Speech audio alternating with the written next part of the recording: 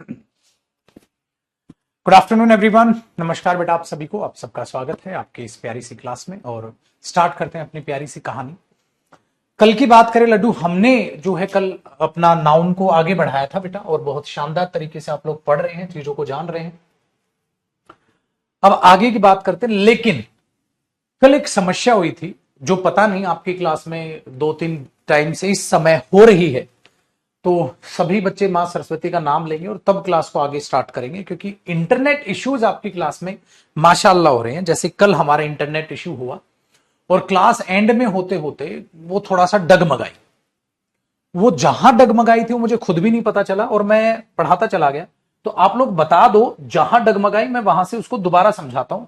मुझे जो लगता है यहां तक हो गया था शायद, यहां तक हो गया था शायद, ठीक है, यहां तक हो गया था। जहां तक हुआ था उससे आगे करेंगे कंटिन्यू। जहां हमारा डगमगाई थी चीजें उनको देखते हैं बेटा। अगर हम यहां से समझते हैं तो मैंने कहा था somebody, anybody, nobody, everybody, someone, anyone वगैरह, इन पे अपोस्ट्रोफी एस आते हैं, आपको समझा था। समवन एल्स अगर है तो मेरे भाई एल्स पर अपोस्ट्रोफी एस आएगा। एनीबडी एल्स है तो एल्स पर अपोस्ट्रोफी आएगा। समबडी एल्स है तो उसके बाद अपोस्ट्रोफी एस आएगा। ये हमारा हुआ था। उसके बाद अगर देखें मेरे भाई, this is not my pen, this is somebody else pen, ये हमारा हो गया था। अगर ऐसे लिखते हो तो गलत है, शायद यहां तक था, ये हो गया था। चलिए अगर हम बात करें तो अगली मैंने हेडिंग डाली थी, नाउन पर कंपाउंड अपोस्ट्रोफी एस लगाया और पोजेशन हमने दिखाने की कोशिश की। ये चीज हुई बेटा। यहां से पढ़ना है तो यहीं से रख लें। चलिए आज थोड़ा सा अभी भी डगमगाई है आपकी क्लास, और जो लेट स्टार्ट हो रही है, मैं आपकी टाइमिंग 15 मिनट बढ़वा रहा हूं। आज 4:30 तक पढ़ लेंगे, क्योंकि बेटा अगर तरीके से देखोगे तो क्लास अब स्टार्ट हो रही है। आनंद, क्लास का 15 मिनट टाइम बढ़ाइयो। कमेंट्स का 4:30 कर दे, कि कमेंट्स 4:30 तक आएंगे।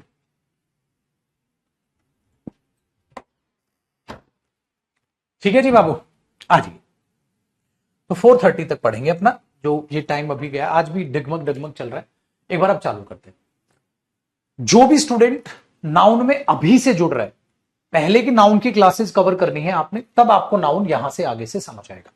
ध्यान दीजिएगा माय डियर स्टूडेंट्स, मैंने आपको कहा अगर कोई नाउन कंपाउंड है बेटा तो अपोस्ट्रोफी एस। एक बार ना दोबारा माहौल सेट करते हैं, मजा नहीं आ रहा, मजा नहीं आ रहा भैया, दोबारा माहौल सेट करते हैं।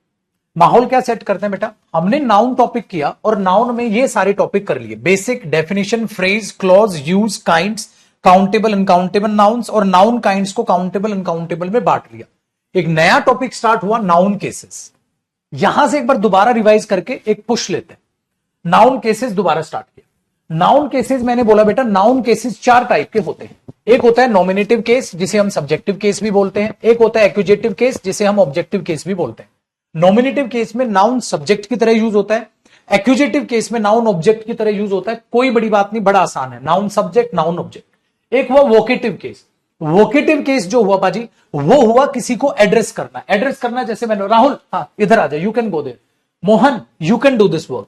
तो यहां पर आए Rahul, you may go there now, Rahul अब आप वहां जा सकते हो। ये हुआ हमारा एक्यूजेटिव केस, जब आप किसी को पुकारते हैं अपनी तरफ ध्यान लेने के लिए, फिर आगे उसको काम करने कहते हैं।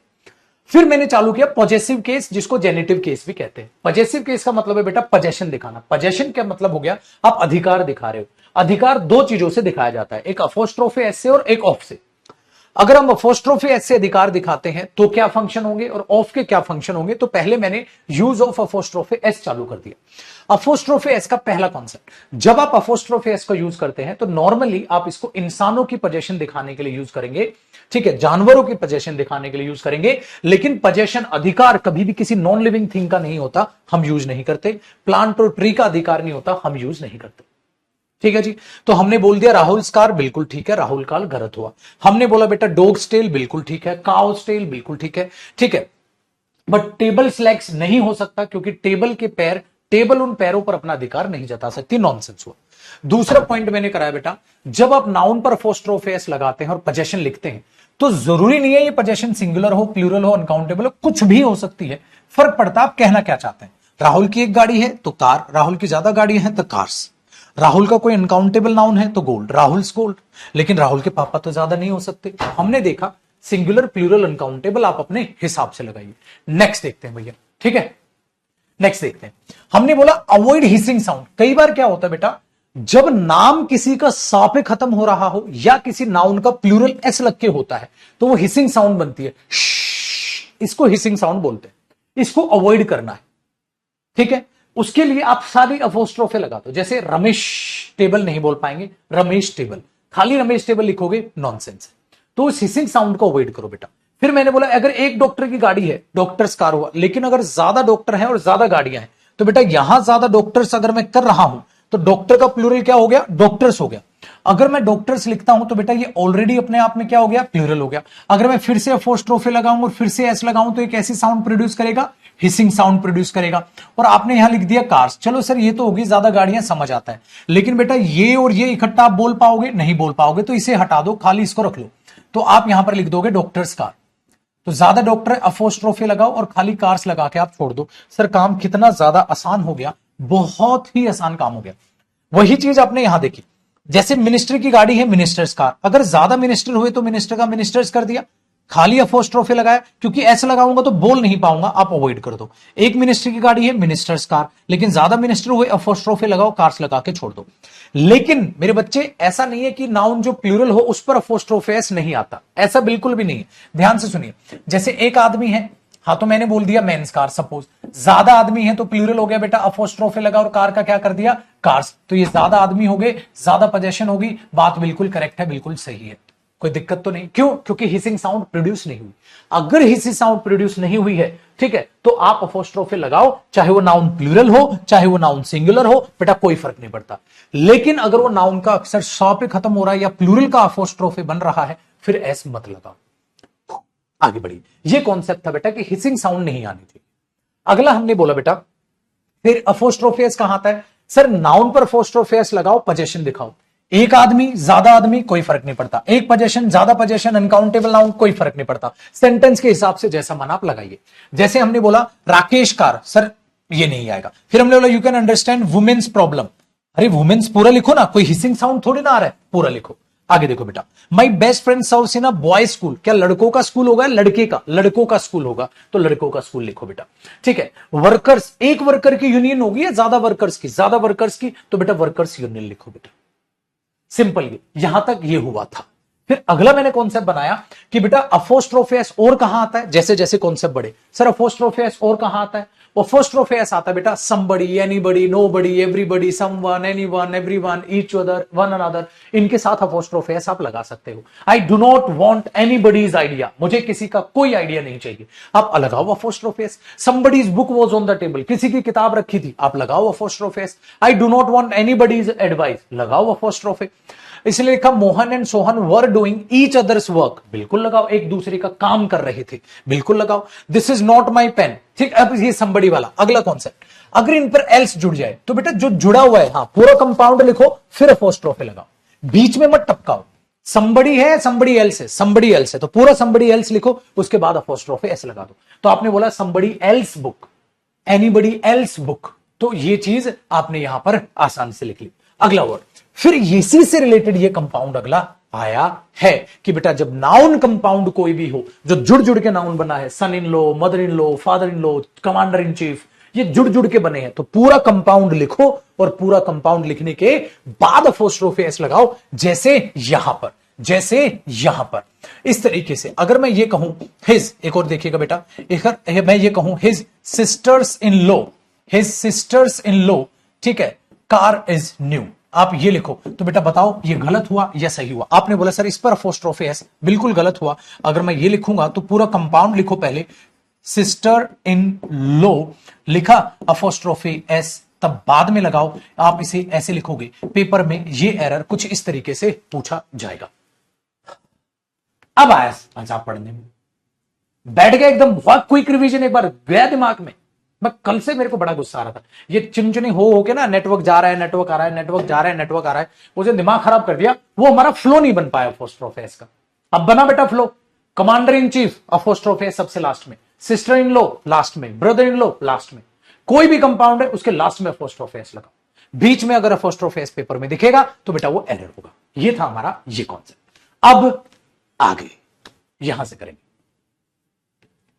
यहां से करेंगे। अब अगला कॉन्सेप्ट पढ़ेंगे, अब थोड़ा मजा आएगा, ठीक है ना बेटा, वरना ना फ्लो नहीं बन पा रहा था, टूट टूट के अपोस्ट्रोफी एस चल रखा, खोपड़ी खराब कर दी कल से मेरी।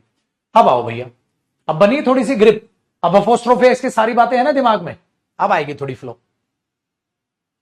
थोड़ा सा पढ़ाओ, कभी नेटवर्क जा रहे हैं, कभी ये करें, कभी ये कर रहे हैं, कभी ये कर, बन गया फ्लो। अब देखो बेटा अपोस्ट्रोफी एस का ये जो सर, और कहां अपोस्ट्रोफी एस आता है, अब उनको देखेंगे बेटा। आप यहां तक एक बार कॉपी करो सेंटेंस, फिर मैं स्क्रीन चेंज करता हूं और अगले कॉन्सेप्ट की बात करता हूं। हे प्रभु, क्या था, मजा आया सर। फ्लो नहीं बनाना यार, बस बेटा बस, रिकॉर्डेड या लाइव जो भी लो बेटा पढ़ लो बस, रिकॉर्डेड लाइव से कोई फर्क नहीं पड़ता, पढ़ने से पेपर निकलना है।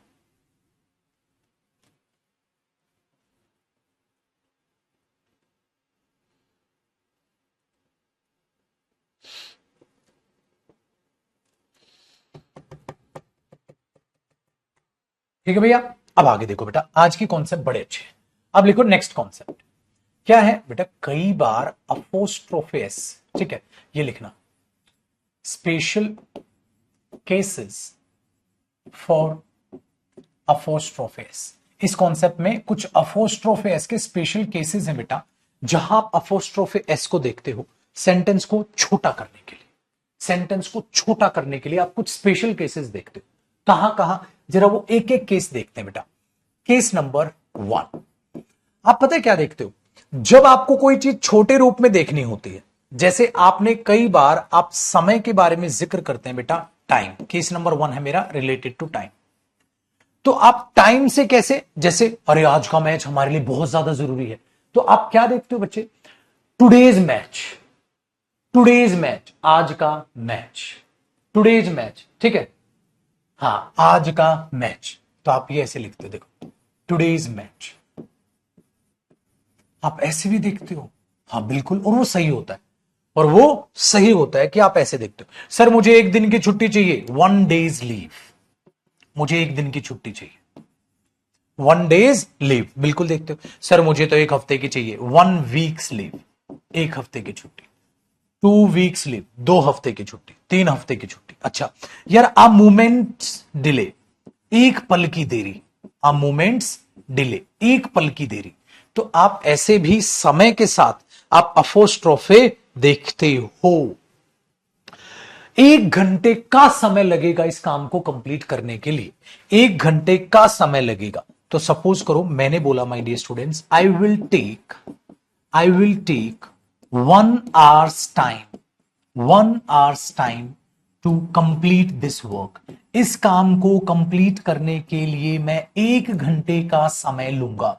तो ऐसे केस में आप इस समय के साथ अपोस्ट्रोफी एस देखते हो, जो कि बिल्कुल सही होता है। ये हो गया, बन गया ना, ऐसा नहीं। इसीलिए मैंने कहा था अगर आप सिर्फ ये देखोगे कि अपोस्ट्रोफी एस सिर्फ इंसान के लिए आता है, गलत है, इसके बहुत सारे फंक्शंस हैं। क्या देखा, समय के साथ, today's match, 1 days leave, 1 weeks leave, 1 months delay, 1 moments delay, 1 weeks delay, I will take 1 hours time, 1 घंटे का समय लगेगा। तो ऐसे केस में आप अपोस्ट्रोफी लगाते हो माय डियर स्टूडेंट्स, वो बिल्कुल सही होता है। दिमाग में बैठी ये वाली बात, बिल्कुल बैठी गुरुजी। तो इसको साइड में कर देते हैं, आप कॉपी करते रहो, कोई दिक्कत नहीं। अब केस नंबर 2 की बात करते हैं। हमेशा माय डियर स्टूडेंट्स आपने एक और चीज चेक की होगी, हाँ, आप नेम ऑफ प्लेसेस जब यूज करते हैं, जगह स्थानों के नाम, चाहे वो कंट्रीज हो कुछ भी हो, आप उनके साथ अपोस्ट्रोफी एस लगा हुआ देखते हैं। और वो कैसे देखते हैं, जैसे मैंने बोला यार इंडिया का मौसम बहुत अच्छा, इंडियाज वेदर, आप लगा हुआ देखते हैं। आज इंडिया का मैच है, ठीक है ना, आप अपोस्ट्रोफी लगा हुआ देखते हैं। या दिल्ली की प्रॉब्लम्स तो आपको पता है, तो आप नहीं देखते दिल्लीज प्रॉब्लम्स, हाँ बिल्कुल सही है। यार इंडिया की कंडीशन कैसी है, इंडियाज कंडीशन इज गुड, अब इंडिया की कंडीशन बेहतर है, आप उस पर अपोस्ट्रोफी एस देखते हो, जो माय डियर स्टूडेंट्स अपने आप में सही है। और वहां पर भी आप किसी भी प्लेस के साथ अपोस्ट्रोफी एस देखकर उस लोगों की रेफरेंस देने की कोशिश करते हो। दिल्ली के लोग, दिल्लीज पीपल, आप अपोस्ट्रोफी एस देखते हो तो वहां उन लोगों की रेफरेंस ले रहे हो। दिल्ली की बहुत सारी प्रॉब्लम है, दिल्ली मतलब दिल्ली के लोगों की प्रॉब्लम है, तो यहां रिलेटेड टू पीपल वो बात करेगा। जब हम लिखते हैं इंडियाज कंडीशन, तो आप इस तरीके से भी अपोस्ट्रोफी एस को आप देखते हैं, ठीक है। चलो आगे देखते हैं इसे, आगे देखते हैं। डन है जी। तो ये सिंपल है बेटा, 2 दिन की छुट्टी, 2 days लीव, सेम ही लिख दोगे आप, 2 दिन की छुट्टी, 2 days लीव, अपोस्ट्रोफी सेम ही रहेगा, कोई दिक्कत नहीं। रिंकी आपको बता रहा हूं बेटा, ये डाउट आसान हुआ, आसान हुआ। तो आपने इस तरीके से आपने देखा 1 आवर्स टाइम, 1 घंटे का समय, और अब मूवमेंट्स डिले, एक देरी, एक पल की देरी, सिंपल ऐसे आप लिखो। दूसरी चीज, अच्छा सर नेम ऑफ प्लेसेस के साथ केस नंबर 3 और कहां दिखता है माय डियर स्टूडेंट्स, अगर आप कहीं भी जब आप वेट मेजरमेंट की बात करते हैं माय डियर स्टूडेंट्स, ये वेट मेजरमेंट क्या होता है, वेट मेजरमेंट क्या होता है, नापतोल की बात करते हैं। जैसे ये 1 टन का वेट है तो आप पता है उसे क्या बोलते हो, 1 tons weight, 2 tons weight, 3 tons weight, 1 ton का वेट, 1 टन का वजन। तो आप वेट मेजरमेंट में भी आप अपोस्ट्रोफे देखते हो। जैसे माय डियर स्टूडेंट्स मैंने बोला 1 किलोग्राम्स, 1 किलोग्राम्स वेट, 1 किलो का वेट, 1 ग्राम्स वेट, 1 ग्राम का वेट। तो किसी भी वेट मेजरमेंट के साथ भी आप हमेशा याद रखिए अपोस्ट्रोफियास वो लगाते हैं चीजों को छोटा करने के लिए। आप ऐसे लिखेंगे ना, द वेट ऑफ 1 टन, ठीक है, ठीक है, हाँ, द वेट ऑफ 1 किलोग्राम, बिल्कुल ठीक है, द वेट ऑफ 1 ग्राम, बिल्कुल ठीक है, सिंपल सी चीज। तो ये चीज अपने दिमाग में रखिएगा, किस तरीके से आप उसे मेजरमेंट देके चलते हैं, तो उसके लिए बेटा आपने वेट मेजरमेंट बोल दिया, ठीक है, वेरी गुड। बेटा कोई भी बच्चा लाइव पढ़ो वीओडी पढ़ो बात बराबर है, बट लाइव वीओडी दोनों मिक्स मत पढ़ लेना वरना पागल हो जाओगे।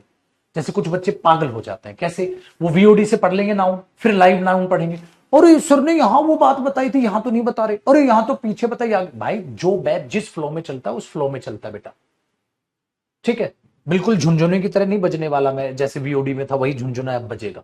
लाइव बैच लाइव की तरह चलेगा, लाइव बैच ही वीओडी में कन्वर्ट होता है।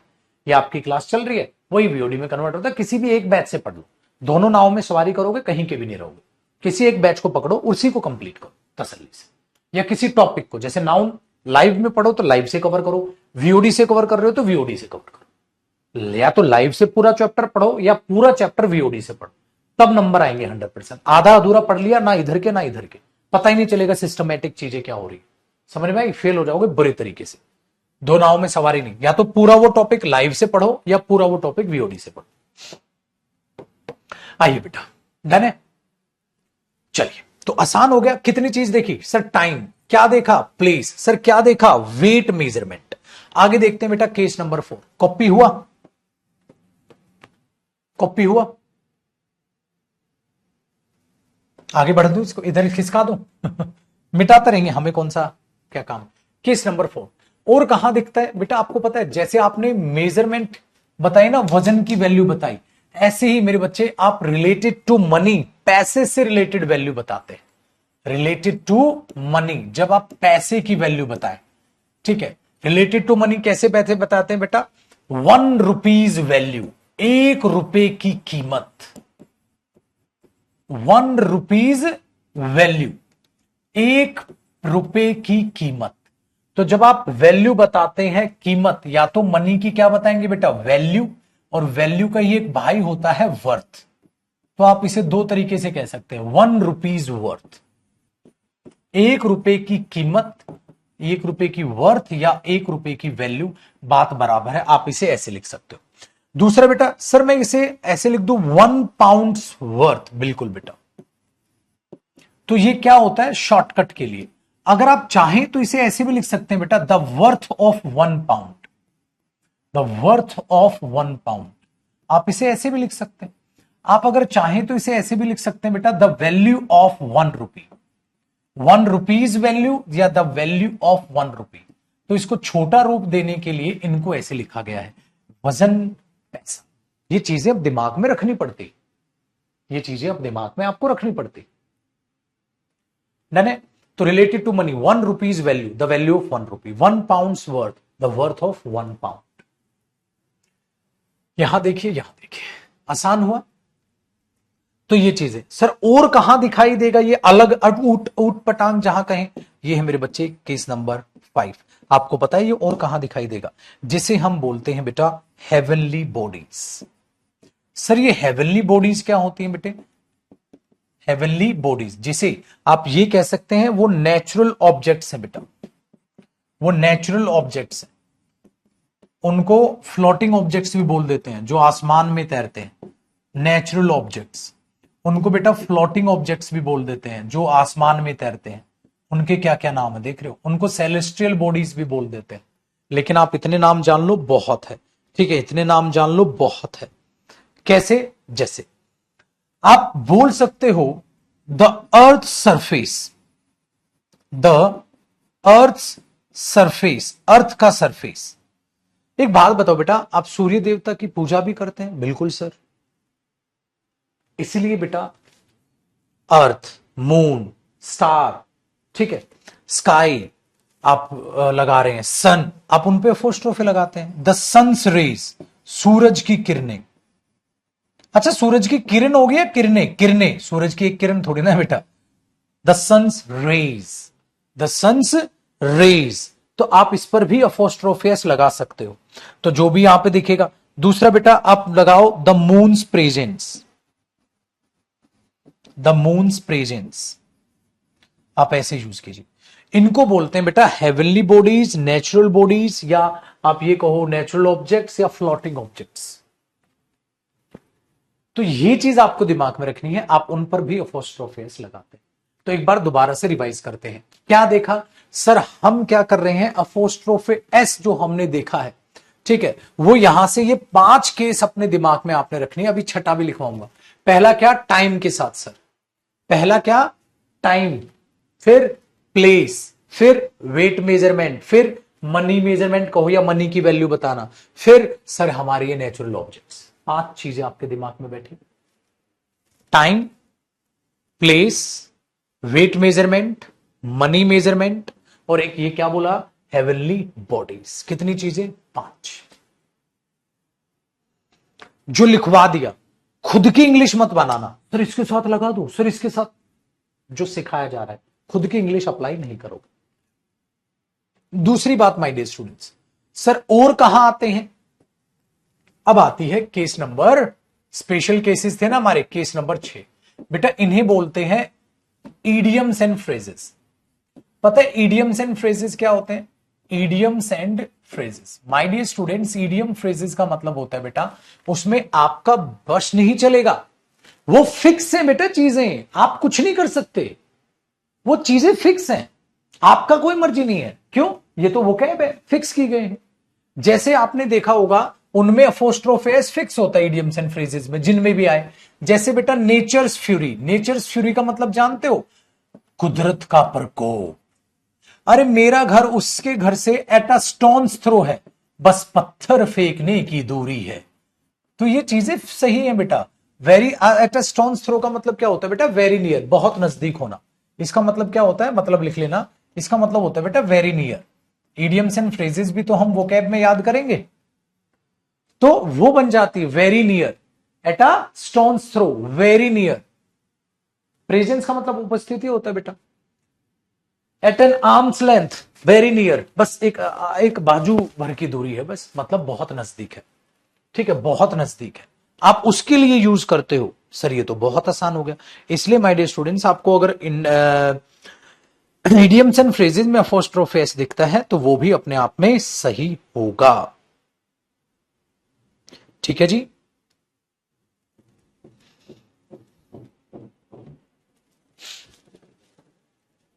आसान हुई चीजें।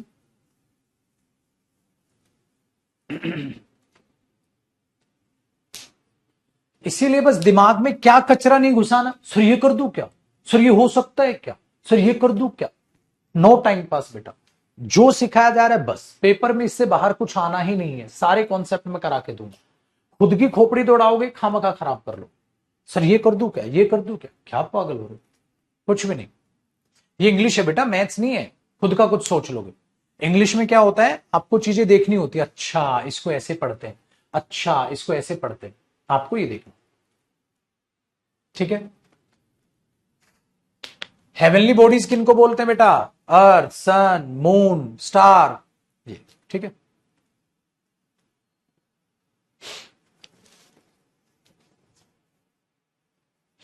हाँ बेटा, 1 rupees value, 2 rupees value, 1 days leave, 2 days leave, same लिखो। चलिए यहां बेटा आज वोकैब का बैच होगा 6 बजे, 6 बजे यूट्यूब पे वोकैब का बैच होगा। चलिए जी, कितने केसेस पढ़े बेटा? 5, 6। Time, place, heavenly bodies, money है, वेट मेजरमेंट है, इडियम्स एंड फ्रेजेस। आसान। बदलू screen, screen change. Next concept, और कहां अपोस्ट्रोफेस दिखेगा? आपने पढ़ा है कभी अपोस्ट्रोफेस के इतने सारे यूज? बेटा थोड़े बहुत पढ़ के आप रह जाते हो, इसलिए पेपर में फंसते। और कहां दिखेगा अपोस्ट्रोफेस? माय डियर स्टूडेंट्स, जब आप नाउन लिखें और उस पर अपोस्ट्रोफे एस लगा दें, पता है क्या ये आएगा? जब आप अपोस्ट्रोफ एस लगाते हैं तो आप कहोगे सर ये किससे रिलेट कर रहा हूं, बताते भी तो हो, जैसे Rahul's car, Rahul's home, Rahul's book, Rahul's table.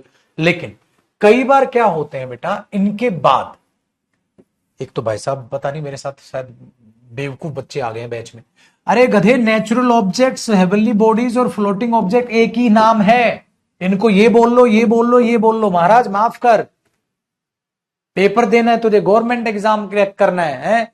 दिमाग बिल्कुल 2 कौड़ी का बना रखा है, तीनों को सेम बाल बोलते हैं। हद मचा रखी है इन्होंने। आओ, नाउन पर जब अपोस्ट्रोफेस लगता है बेटा, तो यहां उसकी पोजेशन लिखनी होती है। बिल्कुल सर, बट कई बार पता है ये पोजेशन क्या होती है बेटा? ये पोजेशन वो हिडन कर देता है, लिखता नहीं है। हिडन का मतलब क्या है? छिपा देता है। आपने बोला सर लिखेगा क्यों नहीं?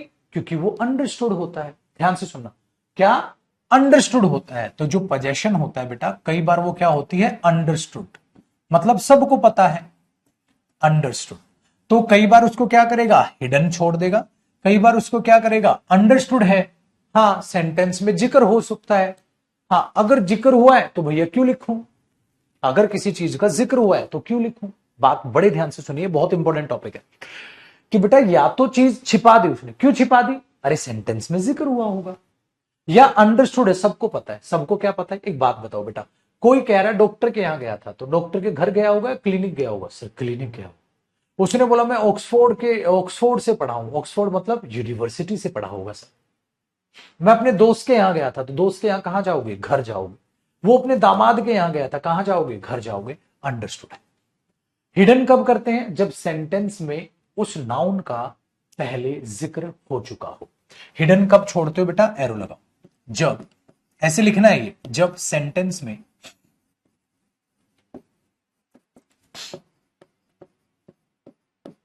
उस नाउन को बता दे, जब सेंटेंस में उस नाउन को बता दे, तो नाउन को बता दे तो दोबारा बेटा वो सेम नाउन को रिपीट नहीं करेगा। कैसे? अब ये दोनों बातें एग्जाम्पल से समझना। देखो बेटा, एक बार एक सेंटेंस क्या दिया उसने, बोला I am going to the dentist, और डेंटिस्ट पे अपोस्ट्रोफियस लगा के छोड़ दिया। बस इतना ही पेपर में दिखा। तो क्या लिखा? I am going to the dentist, मैं डेंटिस्ट के यहां जा रहा हूं। तो डेंटिस्ट के कहां जाओगे? घर या क्लिनिक? क्लिनिक। अंडरस्टूड है। तो बेटा वो डेंटिस्ट के यहां कहां जाएगा? Dentist clinic. तो अब आपने देखा सर ये जो डेंटिस्ट क्लिनिक है, हाँ तो ये अंडरस्टूड है, तो वो अंडरस्टूड चीज को स्किप मार देगा एग्जाम में। अब बच्चा सोचेगा यार अपोस्ट्रोफेस आ गया, आगे पोजीशन नहीं लिखी। बिल्कुल बेटा, ये बिल्कुल सही। I am going to the dentist, आप खाली अपोस्ट्रोफे लगाइए और उसको छोड़ दीजिए। अंडरस्टूड हो गया, छोड़ दिया। नेक्स्ट देखो बेटा, उसने कहा I was educated at Oxford, मैं ऑक्सफोर्ड से पास आउट हूं। ऑक्सफोर्ड मतलब यूनिवर्सिटी, बिल्कुल ठीक। तो ऑक्सफोर्ड की यूनिवर्सिटी से वो पास आउट। अंडरस्टूड है, छोड़ दो। दूसरी चीज बेटा, ये तो हुई अंडरस्टूड वाली बातें, लेकिन सर ये हिडन वाली बताना। एक बात बताओ बेटा, मैंने एक सेंटेंस लिखा, ध्यान से सुनिएगा, this house is bigger than हाँ रमन्स, और खाली रमन्स लिख के छोड़ दिया। This house is bigger than Raman's, ये घर रमन के घर से बड़ा है। तो बेटा एक बात बताओ, this house is bigger than Raman's. Raman's क्या? रमन्स हाउस। तो बेटा रमन्स हाउस दोबारा से रिपीट करने की जरूरत है सेम नाउन? नहीं। क्या बताया था मैंने? इंग्लिश लैंग्वेज में सेम नाउन दोबारा रिपीट नहीं करते। तो एक काम करो ना, खाली रमन्स लिख के छोड़ दो बेटा, वो ऑटोमेटिकली रमन्स हाउस को दिखा देगा। तो पेपर में क्या हुआ? No error. This house is bigger than Raman's, ये मत लिखना this house is bigger than Raman's house, repeat नहीं करते नाउन, खाली अपोस्ट्रोफी लगा के छोड़। This house is bigger than Raman's, ये मत करना कि ये लिख दो बेटा this house is bigger than Raman, ये घर रमन से बड़ा है। ओ पागल, रमन का और घर का कंपैरिजन नहीं होगा। ये घर रमन से बड़ा नहीं, रमन के घर से बड़ा है। तो वो दोबारा आपको अपोस्ट्रोफी एस लगा के छोड़ना होगा। आप आगे, अगर रमेश होता तो खाली अपोस्ट्रोफी लगा के छोड़ते, फिर तो आप बोलोगे this house is bigger than Raman, ये घर रमन के घर से बड़ा। क्या सीखा बेटे इस कॉन्सेप्ट में कि अपोस्ट्रोफी एस जब हम लगाते हैं तो या तो अपोस्ट्रोफी एस हिडन होगा जब सेंटेंस में नाउन को पहले बता दिया जाए, जब पहले बता दिया जाए या कहीं मेंशन हो जाए तो उसको हिडन छोड़ दो, सिंपल सी, ठीक है। और क्या है ऑप्शन? या वो अंडरस्टूड हो, या वो अंडरस्टूड हो, तो उस केस में भी आप अपोस्ट्रोफी एस को इस प्रकार से यूज कर सकते। आगे की बात बेटा, मैं कहूं मेरे भाई रोहन्स कार, ठीक है, इज न्यू, रोहन की गाड़ी नई है, बिल्कुल ठीक है। मैं चाहूं तो माय डियर स्टूडेंट्स इसको ऐसे भी कर सकता हूं, Rohan's is a new car, Rohan's is a new car, Rohan की गाड़ी नई है। या तो मैं इसको ये लिख दूं या ऐसे लिख दूं, रोहन्स कार इज न्यू, ठीक है, Rohan is a new car, Rohan की नई गाड़ी है, रोहन की गाड़ी है नई, रोहन की नई गाड़ी है, दोनों से।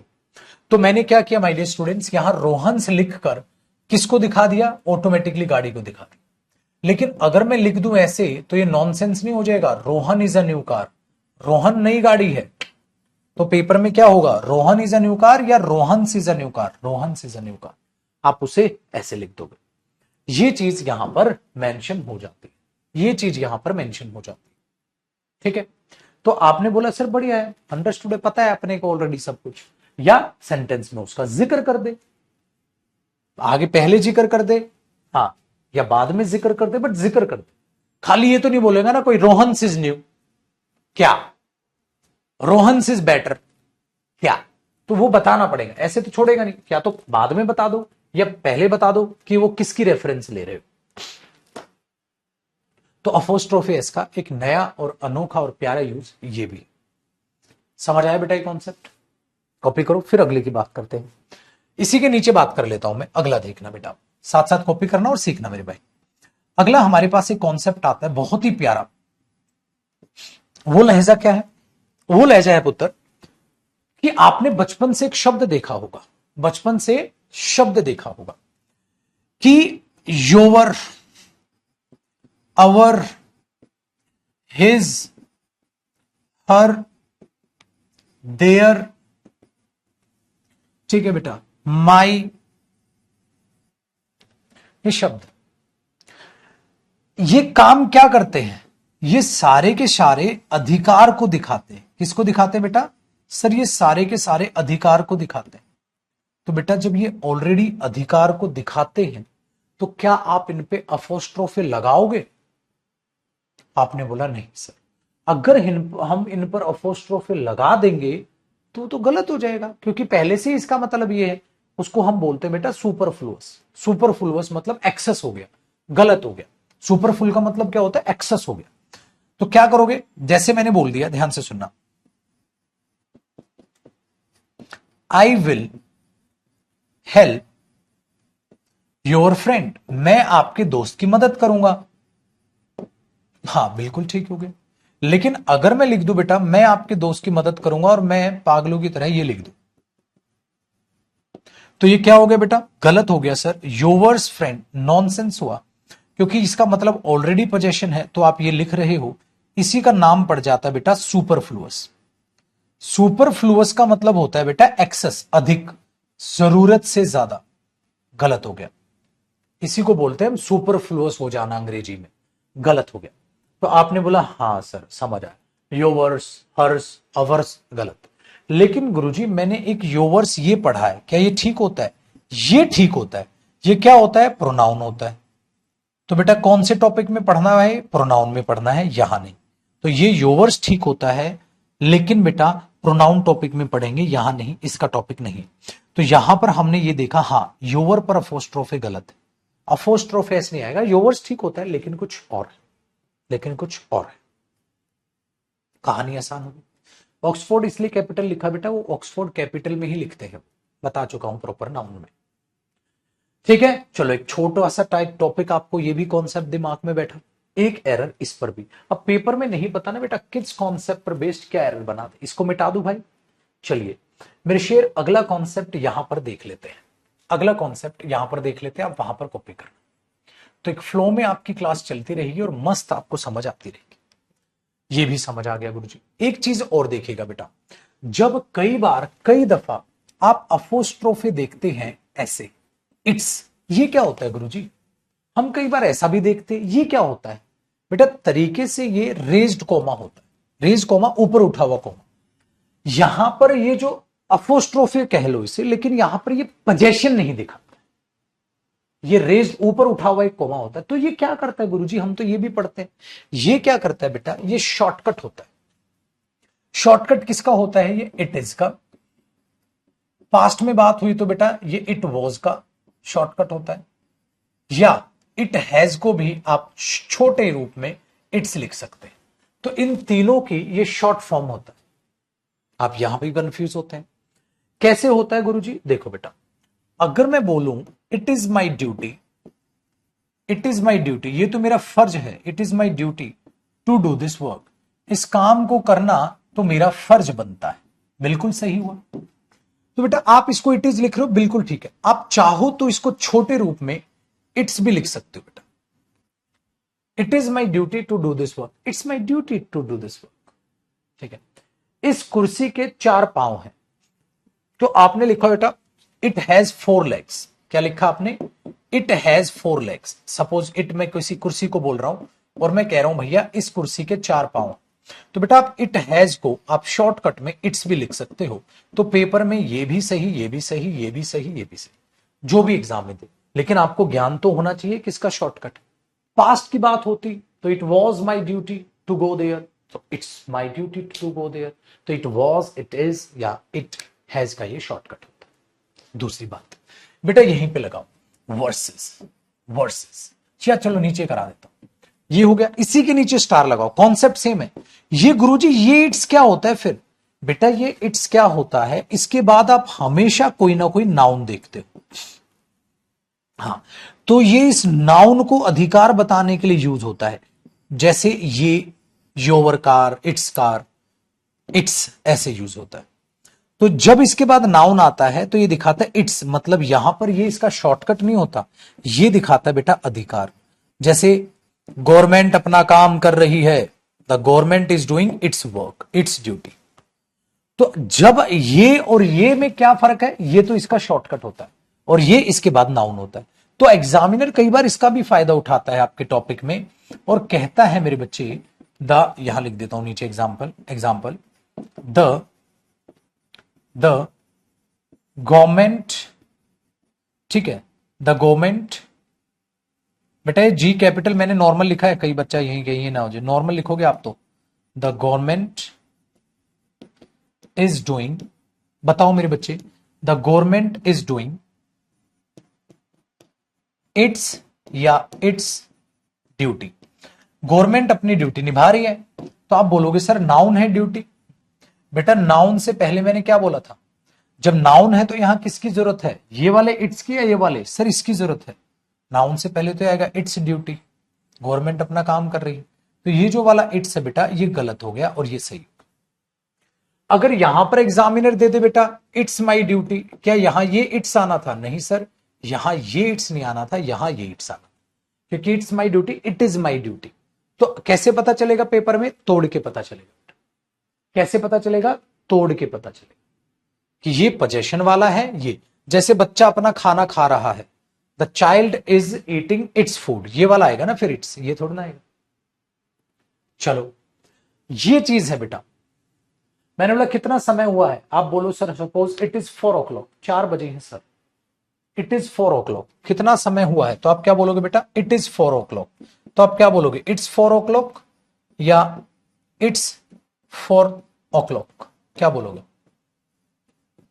आप बोलोगे सर इट इज 4 o'clock, क्योंकि यहां बेटा इट इज 4 o'clock हो सकता है और इट इज का शॉर्टकट ये होगा, तो पेपर में ये सही ये गलत, इस तरीके से आपको पेपर में पता चल जाएगा। इधर खिसका रहा हूं बेटा। तो हर चीज में अब आप ये देख पा रहे हो, हाँ सर अपोस्ट्रोफी ऐसे बड़ा टॉपिक है जिसको ध्यान से पढ़ने की जरूरत है। पेपर में कहीं से कुछ भी गलती या कोई भी एरर आपसे पूछ सकता है, आपको पता होना चाहिए। लिखो, जो चीजें बेहद आसान है और इसको इतने आसान करके बताऊंगा बेटा, फिर कोई बच्चा बहाना मार ही नहीं सकता मेरी अंग्रेजी वीक है फलाना ढिमकाना। फिर तो मेरे बच्चे ठीक है खुद से बहुत बड़ा झूठ बोल रहा है, तेरी इंग्लिश वीक नहीं, तो निहायत ही निकम्मा नकारा और आलसी इंसान है जो मेहनत करने से बचना चाह रहा है। ठीक है, और बचना नहीं है मेरे बच्चे, मेहनत करनी। ठीक है, मेहनत करनी है, बचना नहीं है मेहनत करने से। चलिए सर ये वाला इट्स वाला भी रहस्य खुल गया भाई, मजा आया चीजों को जानकर मेरे बच्चे, बताइए।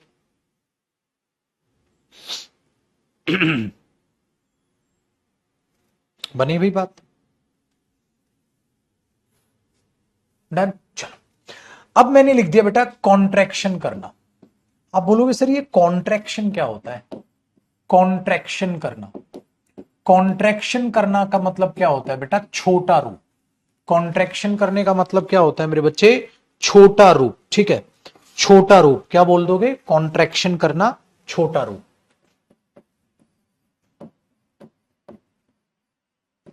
कॉन्ट्रैक्शन करने का मतलब हिंदी में लिख लेना बेटा छोटा रूप। ठीक है, छोटा रूप दिखाना। जब आप किसी को छोटे रूप में दिखाने की कोशिश करते हैं वहां पर भी आप इस कोमे का यूज देखते हो, इसे रेज्ड कोमा भी बोल दिया जाता है। अपोस्ट्रोफी से ज्यादातर कहते हैं जब ये पोजेशन दिखाता है, अगर ये नॉर्मल है तो इसे रेज्ड कोमा भी कह देते हैं बेटा। लेकिन मैं आपको ये सिखा रहा हूं, ये साइन आपको कहां कहां दिखे।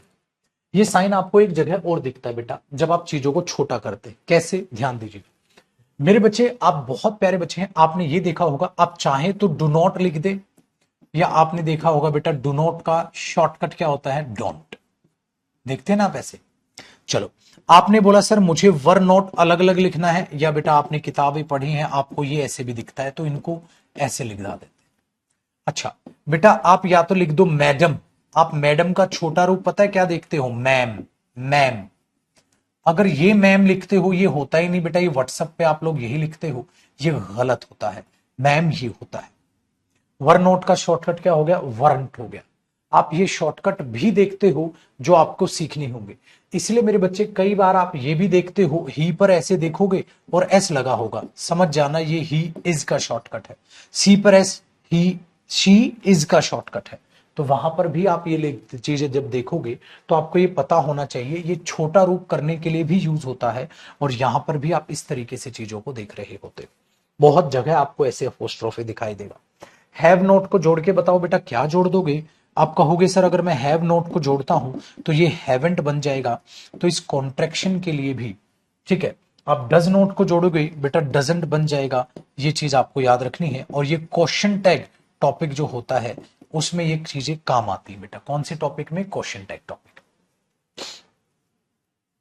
तो यहां पर भी आपको आसानी से ये चीज दिखाई देती है, जो बड़े ही बेहतरीन तरीके से बेटा आप लोग पढ़ते हो और ऑब्वियसली बात है उसको सीखते हो।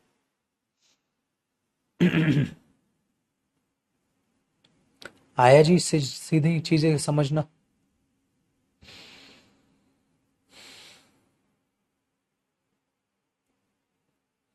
इसको बोलते हैं बेटा कॉन्ट्रैक्शन करना। कॉन्ट्रैक्शन करना, छोटे रूप में लिखना, छोटे रूप में लिखना। तभी तो आप बोलते थे। अच्छा छोटे रूप का एक और एग्जांपल है, छोटे रूप को लिखना। आपने ये भी देखा होगा the plane's arrival. The plane's arrival. Plane's arrival मतलब प्लेन आने वाला है, जहाज आने वाला है। The ship's arrival. The arrival of the ship नहीं लिखते, ऐसे शॉर्टकट लिखते हैं। अच्छा डिपार्चर भी होता है बेटा, द प्लेन्स डिपार्चर। आप यहां पर भी अपोस्ट्रोफी एस देखते हैं। प्लेन्स डिपार्चर, प्लेन्स का डिपार्चर जाने का समय, अराइवल आने का समय। तो कई बार आप ये देखते हैं, आप जो है रेलवे स्टेशन पे जब बैठते हैं तो आप नहीं देखते the train arrival, the train arrival, train के आने का समय। तो ये भी क्या होती है बेटा, कॉन्ट्रैक्शन होती है, छोटा रूप, छोटा रूप, शॉर्टकट में। पूरा फैला के नहीं लिखते वो नोटिस लैंग्वेज में, the arrival of the plane, train arrival, the arrival of the train, the train arrival, the departure of the plane, the plane's departure. ऐसा नहीं कि आप वैसे नहीं लिख सकते, वैसे भी लिख सकते हो, ऐसे भी लिख सकते हो। तो ये भी बहुत सारे हैं बेटा क्वेश्चन टैग में पढ़ने, ये नहीं, लेकिन आपको ये चीजें पता होना चाहिए। और भी आप इसे कहां देखते, जब आप इस तरीके से पढ़ते हो, जब आप इस तरीके से पढ़ते हो तब चीजें समझ आती हैं बेटा, तब पेपर आपका निकलेगा 100%। जो भी मैंने पढ़ा दिया इससे अलग आपको एग्जाम में कुछ भी नजर नहीं आएगा बेटा। जो भी बता दिया अपने दिमाग में बैठा के रखिएगा।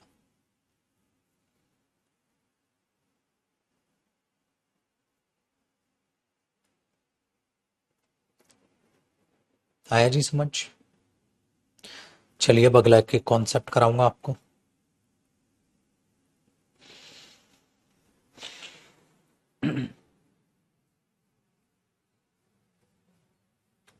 इसको इधर खिसका दे बेटा, इस कॉन्सेप्ट को। अब तो ये भी कर लिया आपने अगला इसका, अब हमारे पास जगह बचेगी। सर और भी कुछ बचा है? बिल्कुल बचा है बेटा। एक चीज आपको और बता दो बेटा, ठीक है, क्या कि अगर मेरा बच्चा रैंक लाता है, आप रैंक 1 भी देखते हो, 2 भी, सीपीओ में 3 भी रैंक भी आपने देखा, सीपीओ रैंक 1 भी आपको मिलवाया, इंटरव्यूज दिलवाए, सीजीएल की बात कर लो, हर एक में रैंक क्यों ला रहा है, सीडीएस की बात कर लो बेटा, इस वजह से ला रहा है। आप जैसे जैसे टॉपिक खत्म करते हो और देखते हो आप एक टॉपिक कितनी शिद्दत से मैं खत्म कराता हूं, तब जाके नंबर बढ़ते हैं, तब जाके नंबर आता है। खून पसीना एक होता है। यहां मेरे पास आपको वो नाउन नहीं मिलेगा, 2 क्लास में नाउन खत्म हो गया, 3 क्लास में नाउन खत्म हो गया, 4 क्लास में नाउन खत्म हो गया। 3-4 क्लास में जो टीचर खत्म करते हैं, भगवान भरोसे बच्चे जाते हैं उनके पेपर देने, कहते हैं भगवान जो पढ़ा है बस उसमें से आ जाए, कहीं कुछ ना अलग आ गया तो। बेटा वो कराते नहीं सारे कॉन्सेप्ट, नहीं कराते तो बच्चा भगवान भरोसे जा रहा है या खुद से सीख रहा है बेचारा। ठीक है, ये दिमाग में रखिएगा बेटा। चलो एक जगह और आप देखते हो छोटा रूप, कितने रूप में देखते हो बेटा? छोटा रूप, जो कॉन्ट्रैक्शन का ही हिस्सा है, मतलब इसी में काम करो, कॉन्सेप्ट लिख लो या उसको नोट बना लो, इसी का हिस्सा है बेटा, एक इसी का हिस्सा, नोट बना लो क्या हिस्सा है। आप एक और छोटा रूप देखते हो जहां आप बोलते हो ओ क्लॉक, आप बोलते नहीं हो ये ओ क्लॉक, ओ क्लॉक। ये ओ क्लॉक पता है किसका शॉर्टकट है? Of the clock, of the clock. Of the clock को शॉर्टकट में बोलते हैं बेटा ओ क्लॉक। क्या बोलते हैं? ऑफ द क्लॉक को शॉर्टकट में बोलते हैं ओ क्लॉक। बट किसके लिए? किसके लिए? स्पेसिफिक टाइम के लिए, स्पेसिफिक टाइम। स्पेसिफिक टाइम का मतलब क्या होता है बेटा? वो राउंड फिगर होनी चाहिए। 1 o'clock, 2 o'clock, 3 o'clock, 4 o'clock, 5 o'clock, 6 o'clock, 7 o'clock, 8 o'clock, 9 o'clock, 11 o'clock, 12 o'clock, बस बस। ये जो राउंड फिगर का समय होता है ना बेटा, इसके लिए आप ओ क्लॉक बोलते हो। उसने मुझे कॉल की थी 4 बजे, तो आप बोल सकते हो मेरे बच्चे, he called me, he called me, ठीक है, एट 4 o'clock, 4 o'clock, बिल्कुल ठीक है बेटा। अगर पेपर में आया he called me at 4 o'clock और मेरे बच्चे ये साइन ही लगाना भूल गया, गलत होगा। दूसरी चीज, अगर मैं लिख दूं मेरे बच्चे he called me, he called me, he called me at, अब देखना मैं क्या करने वाला हूं, एट 4:30 o'clock, नहीं, गलत गलत गलत गलत गलत गलत। क्या गलत हुआ? मैंने कहा मेरे बच्चे वो राउंड फिगर होनी चाहिए, 4:30 o'clock आप नहीं बोल सकते, आपको बोलना होगा मेरे बच्चे 4:30 AM या 4:30 PM, जब भी सुबह कॉल की या शाम को कॉल की। कैसे आप बताओगे 4:30 AM या PM करके बताओगे बेटा? राउंड फिगर है तो ही ओ क्लॉक आएगा। पेपर में ये भी एरर आएगा। आप AM या 4:30 PM जब भी कॉल की हो, आप एएम या पीएम बता के चलते हो। सर क्या होते हैं ये एएम और पीएम? बेटा जब आप एएम बोलते हैं बेसिकली ये होता है मेरे बच्चे anti anti meridiem. Anti meridiem, anti meridiem का मतलब है before mid day, before mid day, mid day, before mid day, 12 बजे से पहले, मिड डे से पहले। एक पीएम तो ये बन गया मेरे बच्चे post meridiem, post meridiem. PM इसका मतलब क्या हो गया उल्टा इसका, after mid day, after mid day. P का मतलब पोस्ट भी होता है बाद में, आफ्टर मिड डे, पोस्ट का मतलब होता है बाद में, मिड डे। मिड डे को ही हम मेरिडियम बोलते हैं, मेरिडियम मिड डे, मेरिडियम ही हम मिड डे को बोलते हैं बेटा। तो इसके सेंस में भी आप इसको अप्लाई करते हो बेटा, जिसे आप ये यूज में यूज करते हो।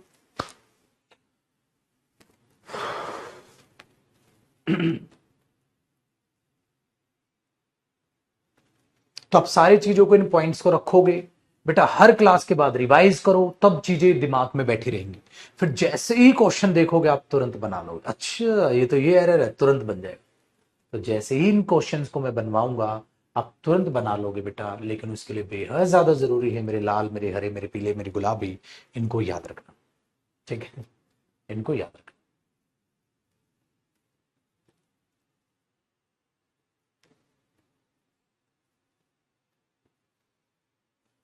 ठीक है बेटा, क्योंकि आप सबको पता है असाइनमेंट, या आपको मैंने दिखाया भी है। मैं आपको एक बार फिर से याद दिलाना चाहूंगा बेटा, एक चीज आपका हौसला बढ़ाने के लिए मैं आपको एक चीज दिखाता हूं बेटा।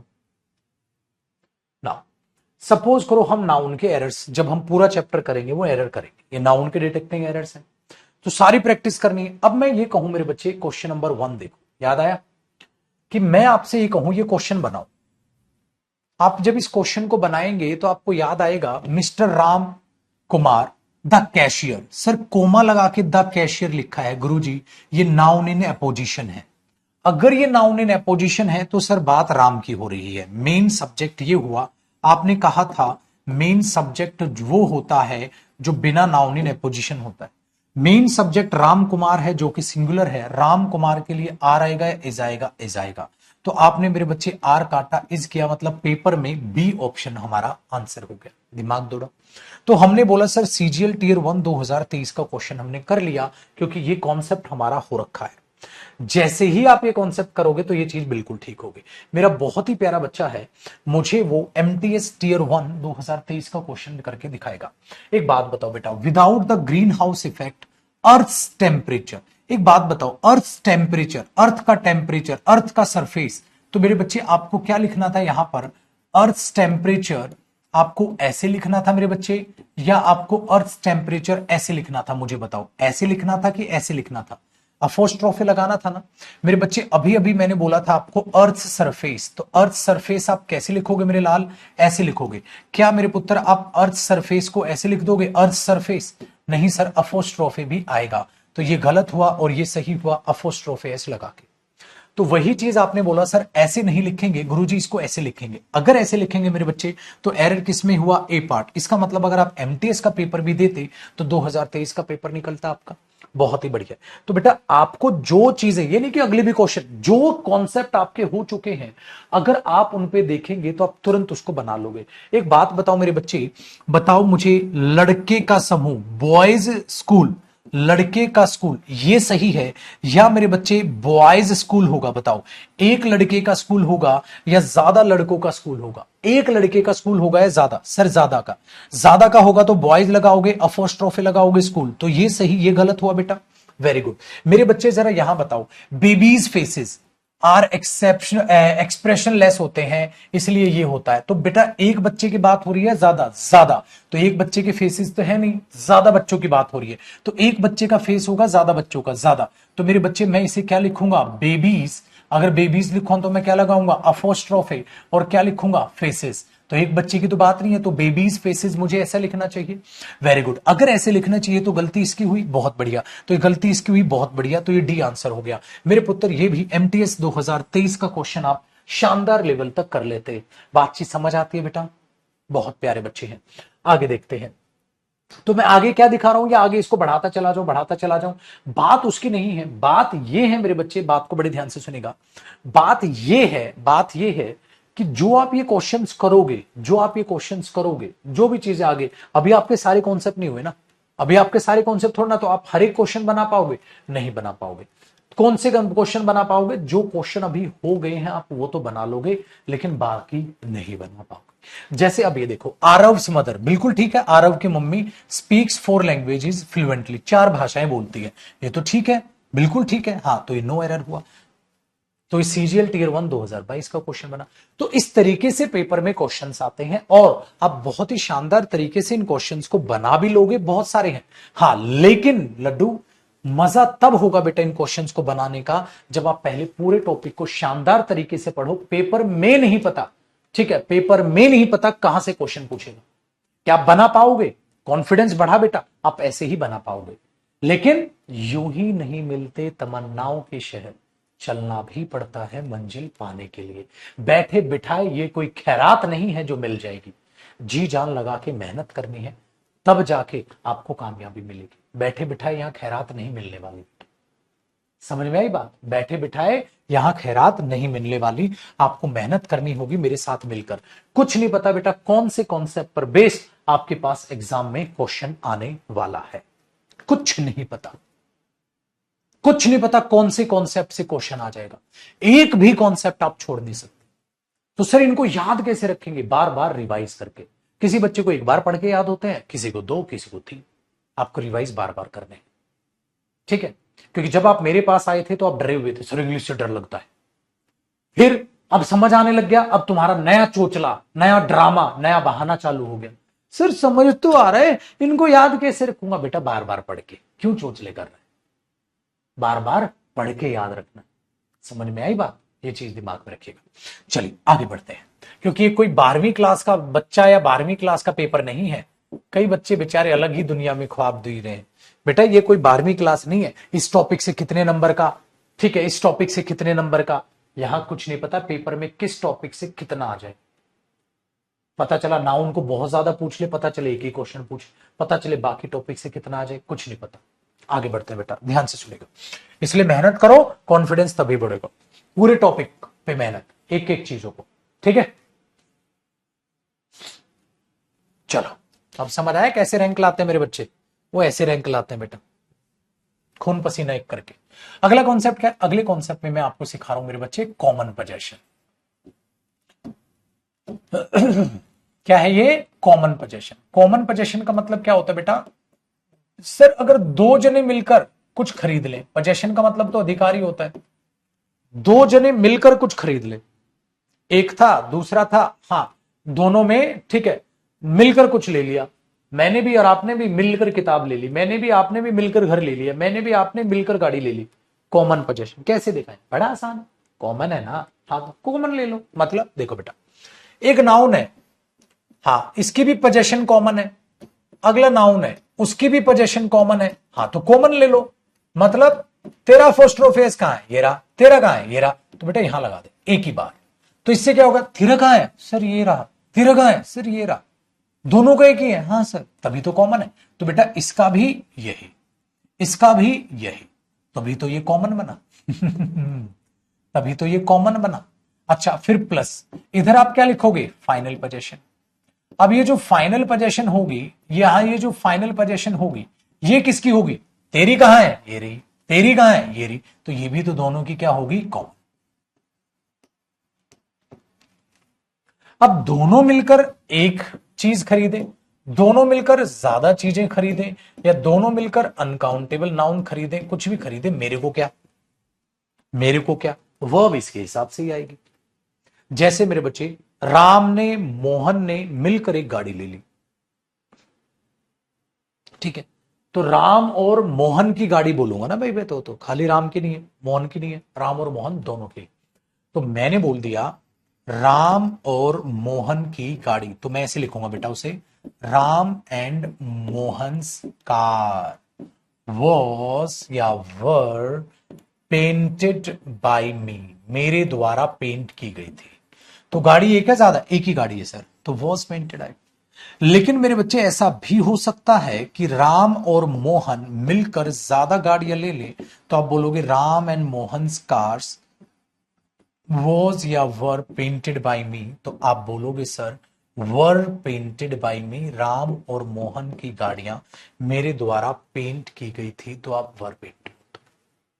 आसान हो सर। अब दूसरी बात है मेरे बच्चे कि हो सकता है बेटा राम और मोहन या कोई भी इंसान, चलो मोहित भी जोड़ दो तो आप कोमा लगा दोगे, राम कोमा मोहित, हाँ एंड, हाँ सोहन्स गोल्ड। तो अब बताओ इस गोल्ड पे किस किस का अधिकार है? इसका भी, इसका भी और इसका भी। ये बोलेगा तेरा ये रहा, मेरा ये रहा, मेरा ये रहा, तो अलग अलग नहीं लगाया, हमने उसे कॉमन ले लिया। गोल्ड, हाँ बताओ वॉज या वर सोल्ड टू मी, मुझे बेचा गया था। किस किस का गोल्ड? राम मोहित और सोहन का गोल्ड, तो मिलकर गोल्ड लिया था, तो बेचा क्या क्या? गोल्ड। गोल्ड तो बेटा अनकाउंटेबल नाउन है, अनकाउंटेबल नाउन है, तीनों का एक ही है ना, हाँ।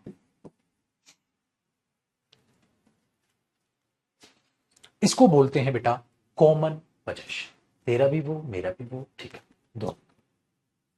सर अगर अलग अलग हो तो, अगर अलग अलग हो तो चलो बेटा अब उसको देखते हैं, अलग अलग की कहानी क्या है।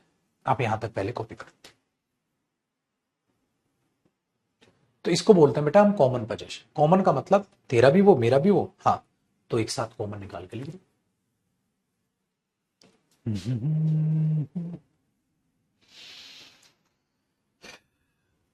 सर अलग अलग होंगे तो क्या करेंगे? अब वो अगले पेज पे बताऊंगा बेटा।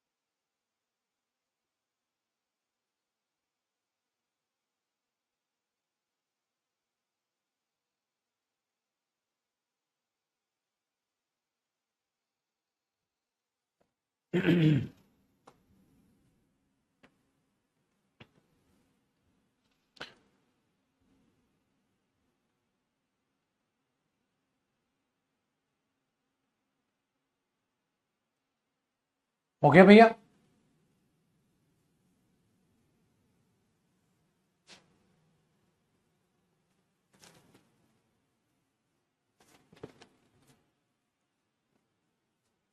आज नेक्स्ट कॉन्सेप्ट देखते हैं। अगर हम अगली की बात करें तो बेटा अब हम बात करने वाले हैं सर अलग अलग हुई तो अलग अलग हुई तो अलग अलग लिख, अलग अलग होगी तो अलग अलग लिख। कैसे गुरुजी? देखो बेटा इसको हम बोलते हैं स्प्लिट पोजीशन। स्प्लिट का मतलब क्या होता है? डिफरेंट, अलग अलग पोजीशन है बेटा, तोड़ दो। ठीक है सर। तो एक बात बताइए, आप नाउन पर अलग अलग अपोस्ट्रोफेस लगाओगे, इसका अलग एंड इसका अलग, पहले वाले का अलग दूसरे वाले का अलग।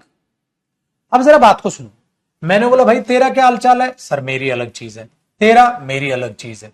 तो एक बात बताओ बेटा, इसकी अलग चीज होगी, हाँ, तो पक्का मिनिमम कोई चीज इसकी एक होगी, मिनिमम एक तो इसकी हो जाएगी बेटा, मिनिमम एक इसकी होगी,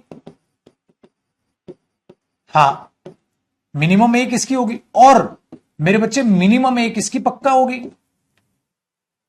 भाई इसकी अलग चीज, उसकी अलग चीज, हाँ तो मिनिमम एक चीज इसकी होगी, मिनिमम एक चीज इसकी होगी, तो मिनिमम एक चीज इसकी जमा, एंड का मतलब क्या होता है जमा, मिनिमम एक चीज इसकी। तो बेटा जो यहां फाइनल लिखी जाएगी, वो जो फाइनल पोजेशन यहां लिखी जाएगी, तो बेटा आपको नहीं लग रहा वो सिंगुलर तो हो ही नहीं सकती सर? क्यों? अरे मेरी गाड़ी अलग है, मेरी गाड़ी अलग है, भाई दो होगी कम से कम, ठीक है दो होगी कम से कम। अब अगर पढ़ते दो होगी कम से कम, तो मेरे बच्चे यहां तो ये प्लूरल होगी, कभी भी ये सिंगुलर तो आ ही नहीं सकती। तो अगर ये सिंगुलर पेपर में लिखेगा तो वो गलत हो जाएगा, ये तो प्लूरल होगी, क्योंकि कम से कम एक चीज इसकी और कम से कम एक चीज इसकी मिलकर तो प्लूरल हो गई। कैसे सर? समझाओ। अब देखना मेरे बच्चे क्या है, और आगे जो वर्ब आएगी, अगर ये प्लूरल है तो इसके लिए जो वर्ब आएगी बेटा, आने वाली वर्ब भी क्या होगी? प्लूरल वर्ब होगी। कैसे? आओ लड्डू एक बार आपको लिख कर समझाता हूं मैं क्या कहने की कोशिश कर रहा हूं, बात को बड़े ध्यान से सुनो। मैंने ये बोला मेरे बच्चे, देखो भाई, Rohan's car and Raman's bike, Rohan की गाड़ी और रमन की बाइक, हां, वॉज या वर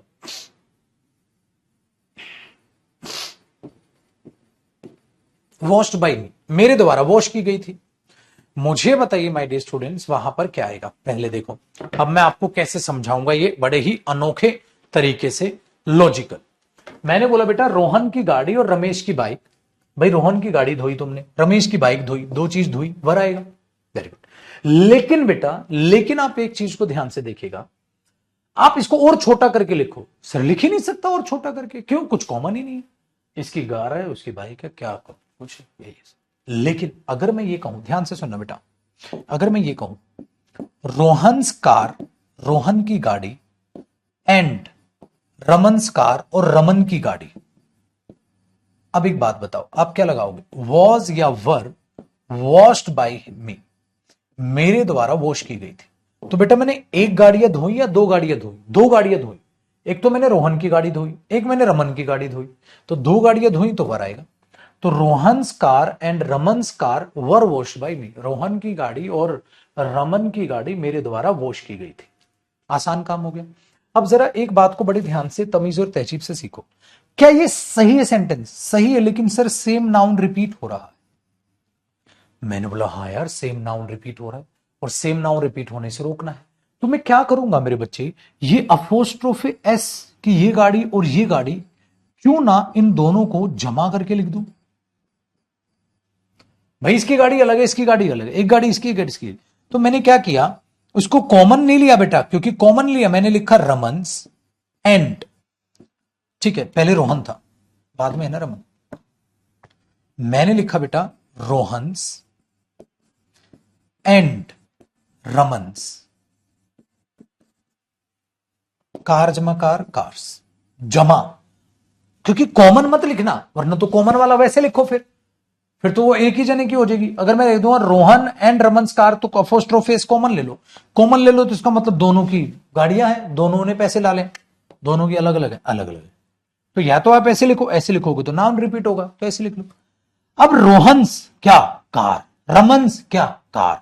तो ये भी अपनी गाड़ी को दिखा रहा है और वो भी अपनी गाड़ी को दिखा रहा है, तो ये भी अपनी गाड़ी को दिखा रहा है रोहन्स कार, और ये भी अपनी गाड़ी को दिखा रहा है रमन्स कार। एक गाड़ी इसकी, एक गाड़ी इसकी, दोनों क्या हुई? जमा, जमा हुई तो कार्स। तो रोहन्स एंड रमन्स कार्स। अब वॉज या वर? वर ही आएगा सर।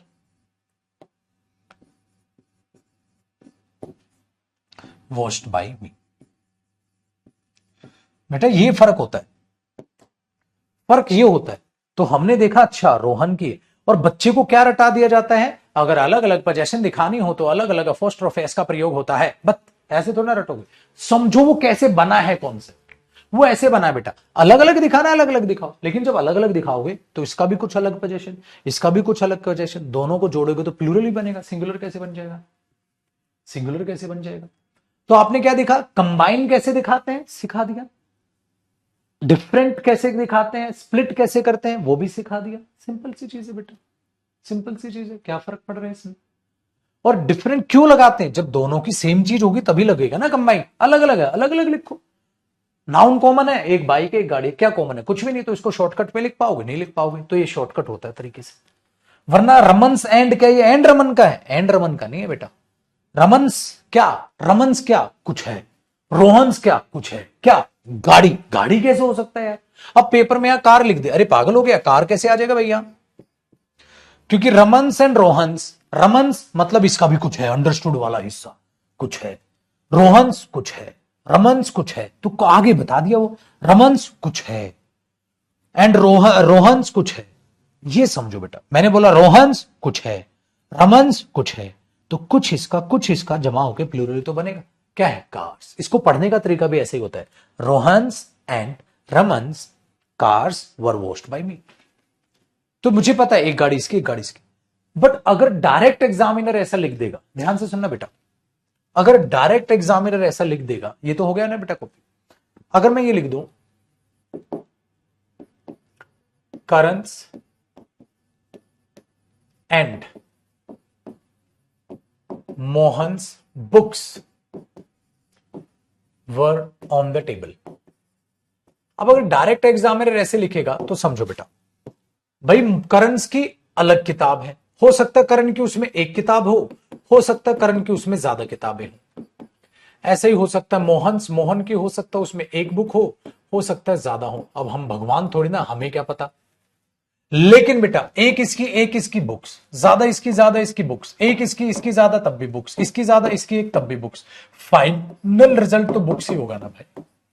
लेकिन मुझे थोड़े ना सपने आ रहे कितनी किताब है, 2 हुई तो दोनों की एक एक होगी, 10 हुई तो पता नहीं किसकी कितनी होगी, प्रोबेबिलिटी तो क्या अभी कुछ भी हो सकती है।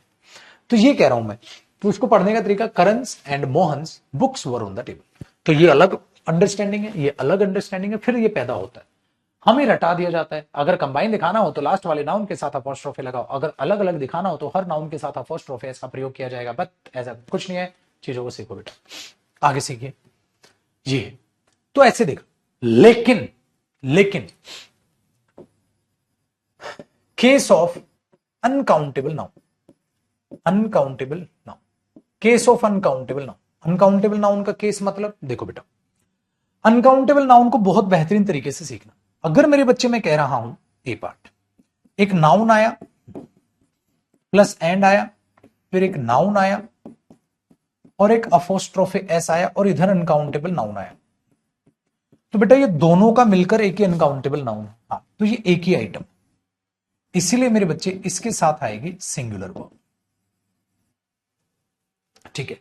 लेकिन ध्यान से सुनना, अगर एक नाउन आया था अपोस्ट्रोफेस, फिर एक नाउन आया, फिर अपोस्ट्रोफेस और फिर अनकाउंटेबल नाउन आया, तो अब फर्क है क्या, देखो इसका प्लूरल तो कर नहीं पाएंगे, रहेगा ऐसे, लेकिन बेटा एक आइटम इसका हो गया आइटम 1, क्योंकि अलग अलग है ना, अब एक आइटम इसका हो गया आइटम नंबर 2, अब टोटल आइटम कितने हो गए 2, तो यहां मेरे बच्चे टोटल आइटम 2 हो गए, तो प्लूरल वर्ब नहीं आएगी। कैसे गुरुजी लिख के समझाओ, देखो बेटा, अगर मैं कह रहा हूं Rahul and Sohan's gold was या वर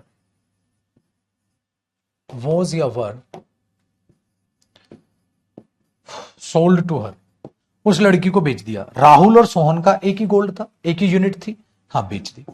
लेकिन अगर मैं कहूं राहुल्स गोल्ड, तो राहुल का अलग एंड सोहन्स गोल्ड, सोहन का अलग, अब दोनों का मिलकर भी गोल्ड ही कहलाएगा, गोल्ड तो कर नहीं पाऊंगा। हाँ, लेकिन आपको नहीं लग रहा है वोज या वर में फर्क आ जाएगा बेटा, वोज या वर सोल्ड टू हर। अब बताओ बेटा उसको कितने आइटम बेचे, आप बोलोगे सर देखो राहुल्स गोल्ड, भाई का भी गोल्ड रहा होगा, सोहन्स गोल्ड, भाई का भी गोल्ड रहा होगा। अब मेरे बच्चे गोल्ड जमा गोल्ड, मैं गोल्ड्स तो नहीं कर पाया, क्यों, क्योंकि गोल्ड्स अनकाउंटेबल नाउन है, गोल्ड्स तो नहीं हो सकता। लेकिन मेरे बच्चे एक आइटम ये, एक आइटम ये, तो 2 आइटम बिके ना उसको, क्या खोपड़ी खुली, ये आए। इसलिए जब आप लॉजिकल पढ़ते हैं ना, तो चीजें बहुत शानदार तरीके से आप सीखते चले जाओगे। कॉपी करो यहां तक, पहली चीज है ये। दूसरी चीज बेटा, जो लास्ट मुझे इसमें कॉन्सेप्ट बताना है, फिर ये कंबाइन और पोजेशन ही हो जाएगा। अब एक चीज इसी के नीचे, अगर मैं आपसे कॉमन वर्सेस स्प्लिट पोजेशन में पूछूं कि एग्जामिनर किस तरीके से एरर बना सकता है, तो मुझे आप आंसर कीजिएगा। जैसे मैंने एक सेंटेंस लिखा, एग्जामिनर कैसे एरर आता है मैं वो भी बताता हूं। मैंने बोला देर इज नो मनी, कोई पैसा नहीं है in in Rohan's and Mohan's joint account. Mohan और रोहन के ज्वाइंट अकाउंट में कोई पैसा नहीं है। तो बेटा ज्वाइंट अकाउंट है, दोनों का एक ही होगा या अलग अलग होगा? सर दोनों का अकाउंट एक ही होगा। एक ही होगा तो बेटा यहां रोहन पे अपोस्ट्रोफी नहीं आना था, आप इसको लिखोगे there is no money in Rohan and Mohan's joint account, आप उसे ऐसे लिखोगे। ठीक है, चलो आगे बढ़ते हैं बेटा। सेकंड एग्जांपल, अगर मैं कहूंगा आपको, अगर मैं आपको एक सेंटेंस देता हूं ध्यान से सुनेगा बेटा। रोहन एंड सोहन्स वाइफ्स, रोहन और सोहन की पत्नियां हैव कम, आ गई है बेटा दोनों की कॉमन पत्नियां हो सकती हैं।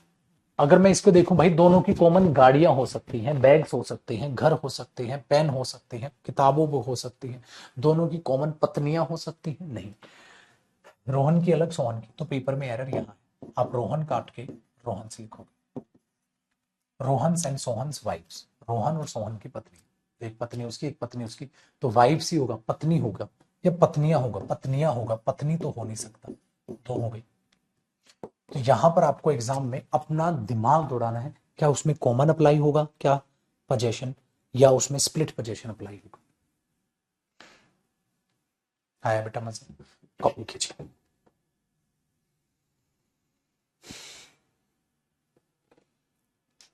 कॉपी कीजिए। फिर आपको एक छोटी सी चीज बतानी है, फिर हमारा बेटा ये टॉपिक खत्म हो जाएगा।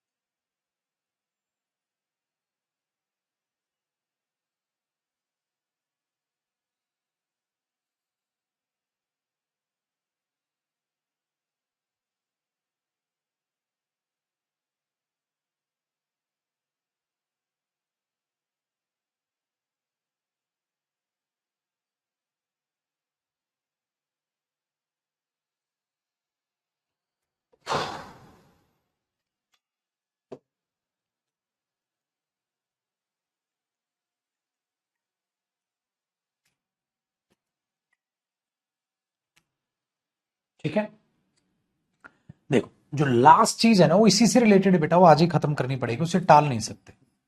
वो एक नोट है, मुझे आपको दिखानी है power of comma. Power of comma का मतलब कोमे की ताकत। कोमे की ताकत का क्या फर्क है? कोमे की ताकत बड़ी खतरनाक होती है बेटा। देखो, रोको, मत जाने दो, रोको के बाद कोमा लगाओ, रोको मत जाने दो, तो उसको रोक लोगे आप। रोको मत जाने दो, अगर रोको मत के बाद कोमा लगाओगे तो उस बंदे को रोकोगे नहीं, जाने दो। रोको मत जाने दो, रोको मत जाने दो। कोमा बड़ी ताकत रखता है, कोमे का मतलब है ठहरो, और वो चीज सारी चीजें पलट देगी। कैसे पलट देगी? देखो बेटा, आप रोहन्स एंड सोहन्स वाइफ्स कर रहे हो, लेकिन अगर मैं इस सेंटेंस को ऐसे लिख दूं, देखना पावर, मैं लिख रहा हूं मेरे बच्चे रोहन एंड सोहन्स वाइफ्स, तो गलत था, लेकिन अगर मैं ऐसे कर दूं Rohan comma and Sohan's wife have come, ये सेंटेंस सही है बेटा। This is the real power of comma. कैसे? रोहन, रुको, रोहन और सोहन की पत्नी, इसका मतलब पता है क्या हुआ? रोहन, रोहन अलग बंदा हो गया, ये हो गया बेटा रोहन, और रोहन और क्योंकि इसके बाद कोमा लगाया आपने, रोहन और सोहन की पत्नी, तो ये सोहन की पत्नी।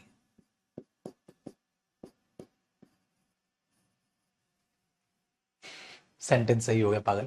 तो आप इसको दो तरीके से सही कर सकते हो, या तो एक काम करो भाई, ऐसा हुआ होगा रोहन और सोहन की पत्नी आई होंगी अलग अलग, तो वो वाइफ्स हो गई, या हो सकता है एक रोहन आया और सोहन की पत्नी आई, रोहन और सोहन की पत्नी, कोमा लगाना पड़ेगा। तो या तो सेंटेंस में आप इसे ऐसे ठीक कर लो पेपर में, या ऐसे ठीक कर लो। This is called the real power of comma. ऐसे तो गलत हो जाएगा, रोहन सोहन की पत्नी, नहीं नहीं कोमा लगा दो। तो या तो आप पेपर में से कोमा लगा के ठीक कर सकते हैं, या this is called power of coma.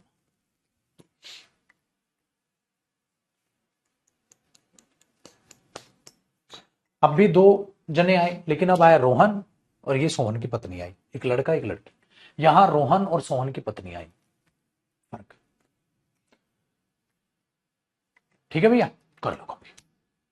तो बेटा ये था अपोस्ट्रोफे एस का यूज। अब दुनिया की कोई भी ताकत आपसे अपोस्ट्रोफे एस के यूज में गलती कभी जिंदगी में नहीं करा पाएगी।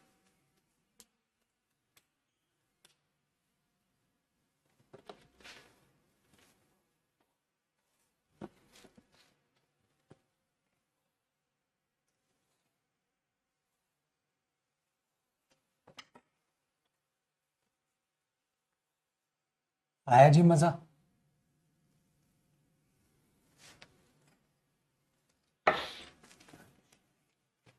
आगे देखें। सर कल क्या कराओगे? कल करेंगे भाई ऑफ का यूज। एक और था ना अपोस्ट्रोफे एस के बाद ऑफ का यूज, कल ये करेंगे। कल हम करेंगे ऑफ का यूज। इसको सेव कर लेते हैं, पढ़ लीजिएगा, रिवाइज करिएगा मेरे शेर, बेचिंत रहो। इंग्लिश तो मैं आपकी ऐसा बना दूंगा ना कि शेर की तरह दहाड़ोगे तो। इंग्लिश तो मैं आपकी ऐसी बना दूं। मुलाकात 6 बजे शाम को, वोकैब याद करेंगे, ठीक है? वोकैब याद करेंगे अभी 1.5 घंटे बाद करीब 6 बजे यूट्यूब पर। मेरे बच्चे आप सबको पता है आज हम क्लास नंबर 59 हम स्टार्ट करेंगे। तो इंग्लिश बाय जयदीप सिंह पर अभी 6 बजे इवेंट बन चुका है, महफिल सज चुकी है, ठीक है? बच्चे भी आराम से अपना जुड़ जाएंगे, मस्त मेहनत करनी चालू। देख लो इवेंट ऑलरेडी बन चुका है, क्लास नंबर 59। फिर वॉल्यूम 2 भी याद करूंगा आऊंगा, 2 किताबें आपको लेनी है। वॉल्यूम 2 तो इधर रखी है, मैंने आपको बताया भी था, ये किताब लेनी है बेटा आपको वोकैब की, इसको याद करानी स्टार्ट करूंगा। और एक वॉल्यूम 1 है, उसमें एंटोनिम सिनोनिम्स है, इसमें बाकी वोकैब है। 2 किताबें आपको वोकैब की लेनी, ठीक है ना? ध्यान रखो। चलो अब मिलेंगे 6 बजे मस्तानी लाइव। सुबह से मेहनत कर रहे हो तुम लोग बहुत ज्यादा, बहुत अच्छी बात है बेटा अपने आप में, ठीक है? चलिए मेरी शेयर, बाय बाय।